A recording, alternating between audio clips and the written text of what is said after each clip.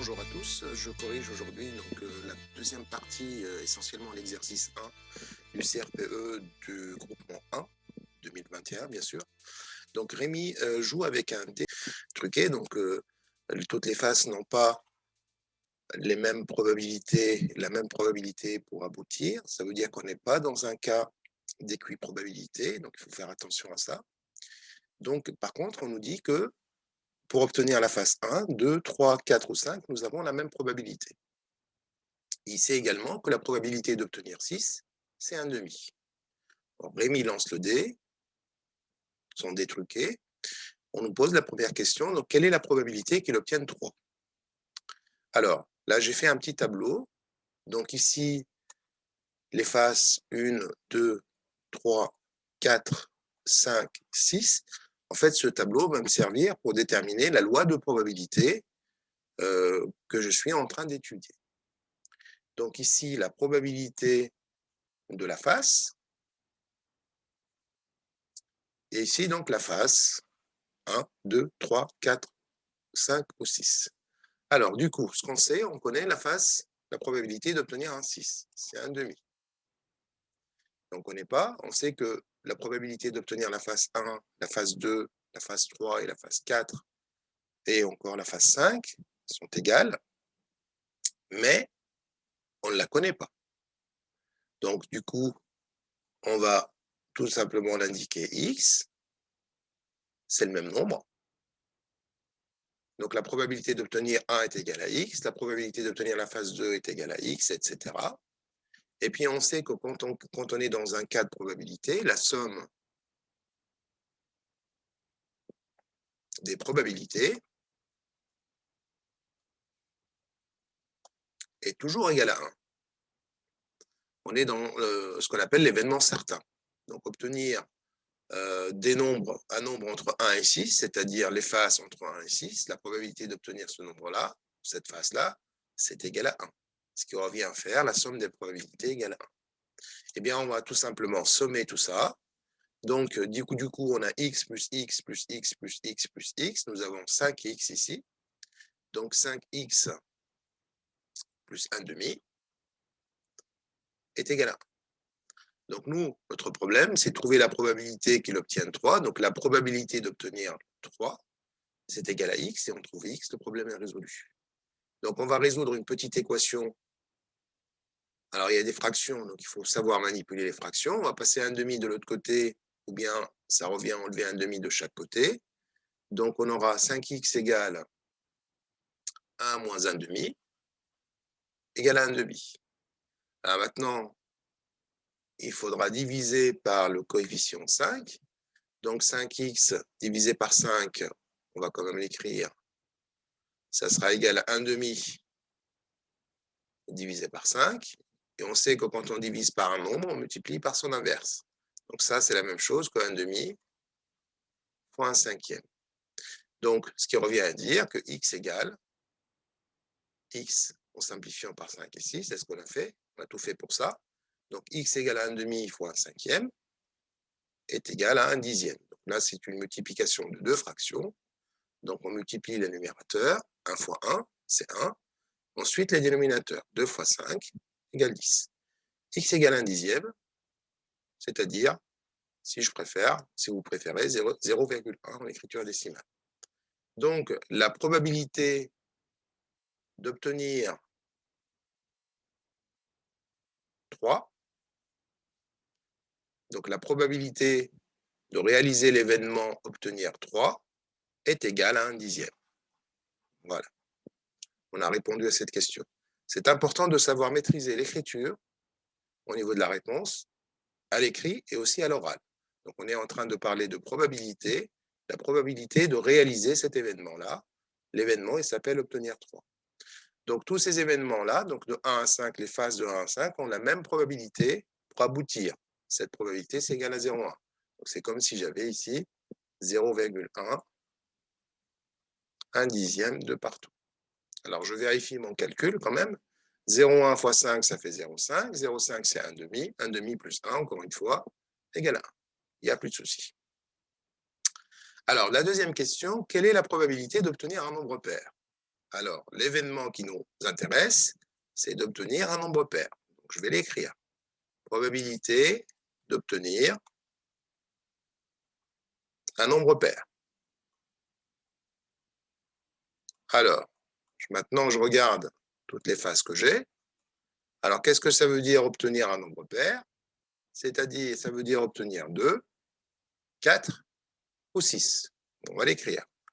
Obtenir 2 ou, donc quand je mets les guillemets, c'est obtenir, ça simplifie l'écriture, 2 ou 4 ou bien 6. Voilà l'événement que j'essaie de réaliser. Donc, obtenir 2, 4 ou 6. Alors, on sait qu'en probabilité, le ou, ça veut dire plus. On va tout simplement additionner la probabilité d'obtenir 2 plus la probabilité d'obtenir 4 plus la probabilité d'obtenir 6. D'accord? Donc, obtenir un nombre pair, on n'est pas obligé d'obtenir 2 et 4 et 6. C'est tout simplement obtenir 2, on a réalisé l'événement, ou bien 4, ou bien 6. Le ou ici, c'est pas un ou exclusif, c'est un ou inclusif, c'est-à-dire on peut avoir les trois, d'où la somme aussi. Donc, la probabilité d'obtenir un 2, c'est un demi. La probabilité d'obtenir un 4, c'est un dixième. Et la probabilité d'obtenir la probabilité d'obtenir un 6, c'est un demi. La probabilité d'obtenir un 4, c'est un dixième. On va l'écrire dans l'ordre. Donc, nous avons un dixième pour le 2. La probabilité d'obtenir un 4, c'est un dixième. Et un demi pour la dernière probabilité. C'est ce qu'on avait dans l'énoncé. Alors maintenant, il va falloir mettre au même dénominateur. Donc, on va garder un 10. Donc, un dixième plus un dixième plus 5 dixièmes pour le 1 demi. Donc, ce qui nous fait 5 plus 1 plus 1, 7 dixièmes. Donc, la probabilité d'obtenir un nombre pair est de 7 dixièmes ou bien 0,7 si vous préférez. Alors, on passe à la troisième question. Maintenant, Rémi souhaite obtenir un résultat strictement supérieur à 4. Qu'est-ce que ça veut dire strictement supérieur à 4? Ça veut dire que le 4 n'est pas inclus. A-t-il intérêt à utiliser un dé truqué, c'est-à-dire le sien, ou bien un dé équilibré? Alors, il faut peut-être rappeler ce que c'est qu'un dé équilibré. Donc, un dé équilibré, on est dans un cas d'équiprobabilité pour toutes les faces. Ici, on avait le cas d'équiprobabilité que pour les 5 premières faces. Donc, pour toutes les autres faces, c'est-à-dire dans le deuxième dé, toutes les faces ont la même probabilité d'aboutir. Et cette probabilité est égale à 1 sixième. Alors, on va commencer d'abord avec le dé truqué. Et puis ensuite, on regardera pour le dé équilibré. Alors, on peut d'abord s'attendre que ce soit le dé truqué qui va l'emporter, puisque la probabilité d'obtenir un 6 est égale à 1 demi. C'est déjà la moitié de toute la probabilité qui est égale à 1. Donc forcément, c'est le dé truqué qui va l'emporter. On va quand même le calculer pour que ça soit clair pour tout le monde, et surtout clair au niveau de la rédaction, puisque je vous rappelle que c'est un concours, donc il faut être le plus clair possible au niveau de votre raisonnement et votre explication. Alors, pour le dé truqué, donc la probabilité d'obtenir donc un nombre strictement supérieur à 4. Alors, qu'est-ce que ça veut dire ça? Ça veut dire qu'on peut obtenir 5 ou 6. Strictement supérieur à 5, on ne prend pas le 4, on va prendre le 5 et ensuite le 6. Donc, on a encore un ou, donc on va additionner les probabilités. Donc, c'est la probabilité d'obtenir 5 plus la probabilité d'obtenir un 6. Alors, la probabilité d'obtenir un 5, on l'a vu tout à l'heure, donc c'est un dixième. La probabilité d'obtenir un 6 avec le dé truqué, c'est un demi. On met au même dénominateur. Alors, 1/10 plus 5/10, ce qui nous donne 6/10, c'est-à-dire 0,6. Maintenant, si j'utilise un dé équilibré, donc la probabilité d'obtenir un nombre supérieur à 4 strictement avec un dé équilibré, le raisonnement est le même, donc c'est la probabilité de réaliser un 6 ou bien un 5. J'additionne les probabilités, il n'y a rien qui change ici pour le moment. Voilà. En revanche, nous n'avons pas les mêmes probabilités. La probabilité d'obtenir un 5 avec un dé équilibré, c'est une chance sur 6, un sixième.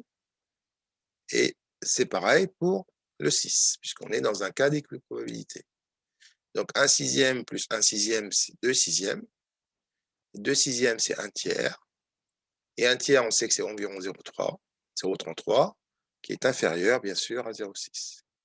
Donc, le dé truqué est plus favorable dans ce cas de figure. Donc, le dé truqué, on s'attendait à ce résultat, hein, donc le dé truqué est plus favorable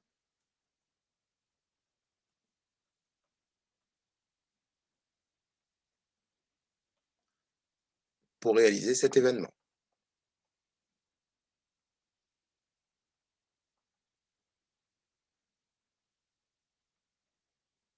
Voilà. Donc, nous avons détaillé les calculs. Hein. Donc, la probabilité de réaliser l'événement. On regarde, on traduit cet événement en fonction des événements élémentaires que j'ai. Ensuite, j'explicite ça au niveau du calcul de probabilité. Donc, j'ai un ou, ça devient la somme des probabilités. J'additionne. Et après, c'est juste une histoire de fraction. J'additionne une fraction et je compare les résultats. Voilà pour cette question 3. Alors, la question 4, c'est la question la plus difficile, je dirais, de l'exercice. On peut tomber facilement dans des pièges ou bien bloquer sur certaines notions. On va la faire ensemble. Donc, Rémi doit lancer un son dé truqué et un dé équilibré. Donc, on est dans un lancer de 2 dés. Donc, il va lancer le dé truqué et un dé équilibré. Donc, on est dans une expérience qu'on peut assimiler à une expérience en 2 étapes. Un premier lancer suivi d'un deuxième lancer. Ensuite, le résultat obtenu sera la somme des résultats obtenus. C'est-à-dire qu'il va additionner le résultat du premier lancer, c'est-à-dire le résultat, donc la face obtenue lors du premier lancer, plus la face obtenue lors du deuxième lancer. Et la première question qu'on vous pose, quelle est la probabilité qu'il obtienne un 12? Bien. Alors maintenant, le 12 ici, comment je l'obtiens? C'est ça qu'il faut se poser comme question. Quelles sont les possibilités d'avoir un 12? Eh bien, le 12, je sais qu'un 12, il est tout simplement égal, pour avoir un 12, je suis obligé d'avoir un 6 dans la première expérience, dans le premier lancer, et un 6 dans la deuxième. Sinon, je ne pourrais jamais avoir un 12. D'accord? Donc, je vais traduire ma question. On va l'écrire en termes de probabilité. Donc, je suis en train de chercher donc, la probabilité d'obtenir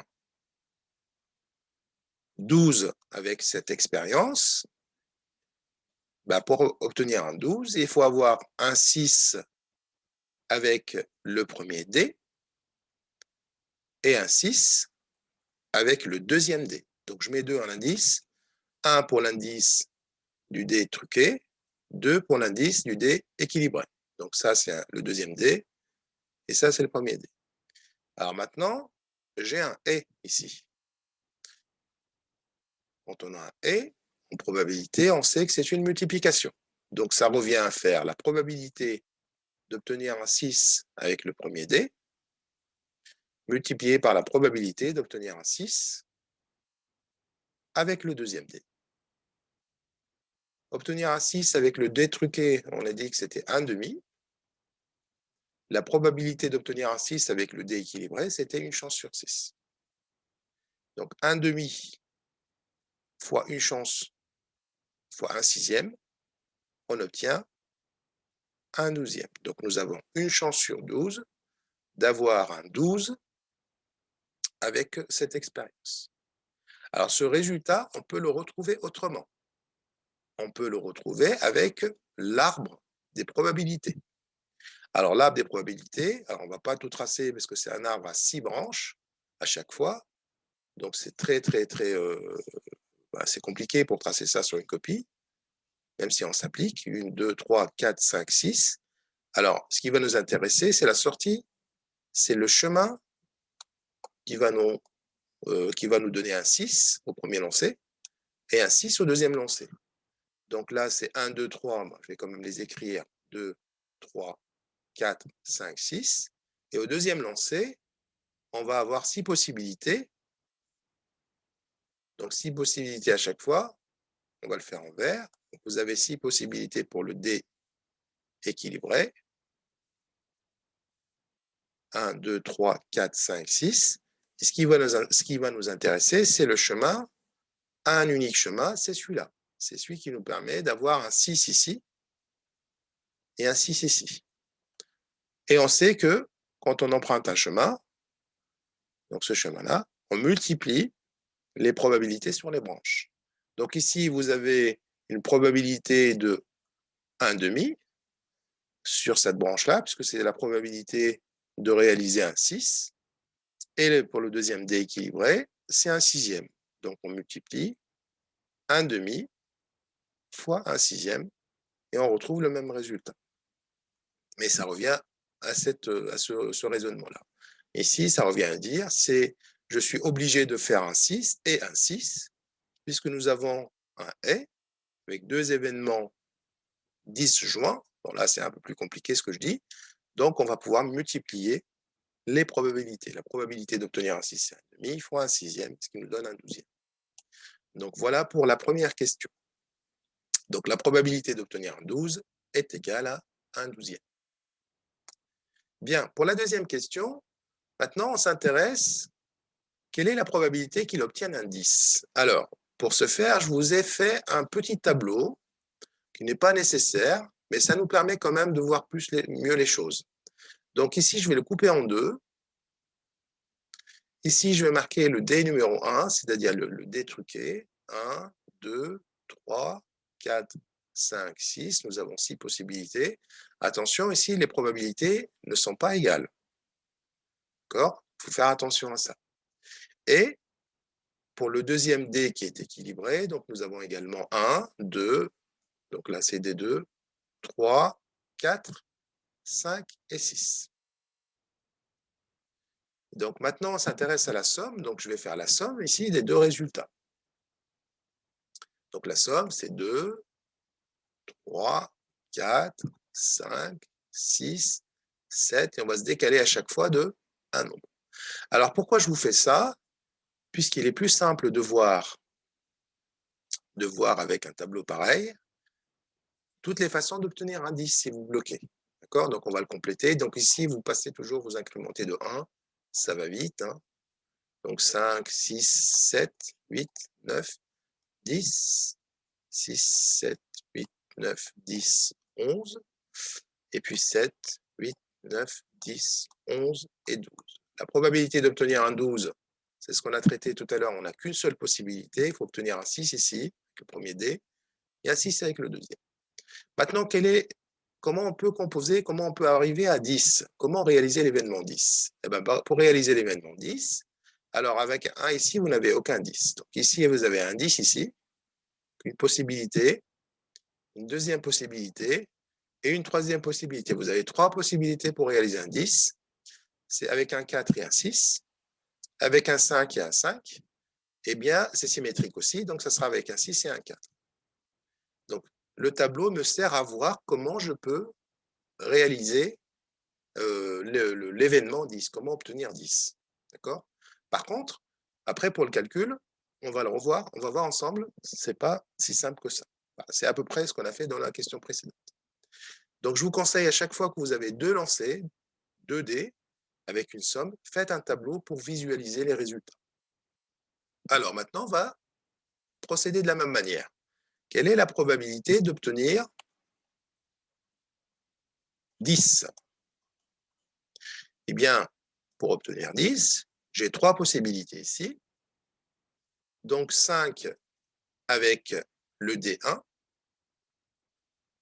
et 5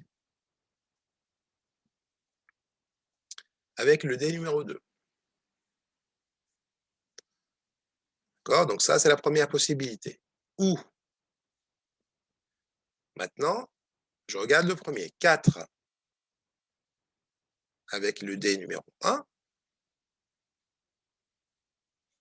et 4 et 6 avec le dé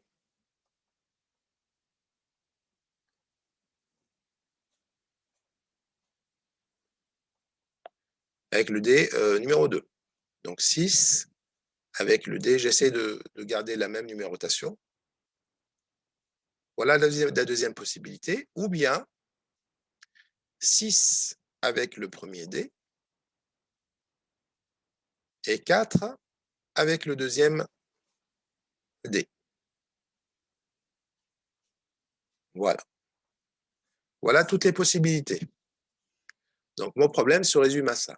La probabilité d'obtenir un 10, je peux le réaliser de cette manière, ou de cette manière, ou de cette manière. Donc, j'ai 3 probabilités à additionner. Je vais la réécrire ici. Donc, la probabilité de réaliser un 5 et un 5 avec le deuxième, plus, puisque j'ai un ou, la probabilité de réaliser un 4 avec le premier dé, et un 6 avec le deuxième, j'ai oublié le P ici, plus la probabilité de réaliser un 6 avec le premier dé et un 4 avec le deuxième dé. C'est une façon de rédiger, après, à vous d'avoir la vôtre, mais il faut que ça soit le plus clair possible. Donc, la probabilité de réaliser un 10, j'ai 3 possibilités.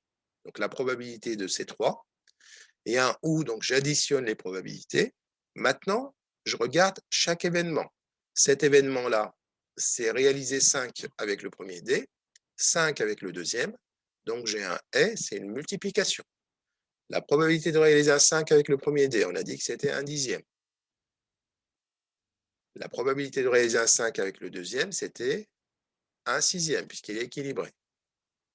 Plus la probabilité de réaliser un 4 avec le premier dé, qui est truqué, un dixième, fois la probabilité de réaliser un 6 avec le dé équilibré, un sixième. Et maintenant, réaliser un 6 avec le dé truqué, c'est un demi. Et un 4 avec le dé équilibré, c'est un sixième. Voilà, donc un dixième fois un sixième, plus un dixième fois un dixième. Je me suis trompé là. Un dixième fois un sixième. Voilà, donc puisque le deuxième est équilibré, maintenant on va additionner tout ça. Un dixième fois un sixième, ça va faire un soixantième. Un dixième fois un sixième, c'est encore la même chose, un soixantième. Plus un sixième fois un demi, un douzième. Donc ce qui me donne 2 soixantièmes plus un douzième. Donc je vais exprimer le 1 douzième, cette fraction soixantième. Donc je vais multiplier par 5 pour faire apparaître un 60. Ce qui va me donner 2 soixantièmes plus 5 soixantièmes. Et maintenant, je peux additionner, donc 7 soixantièmes. Donc, la probabilité d'obtenir un 10 est égale à 7 soixantièmes. J'ai 7 chances sur 60 pour obtenir un 10. Voilà, notre séquence est terminée. Merci pour votre attention et à très vite pour d'autres corrections d'exercices. Merci à vous.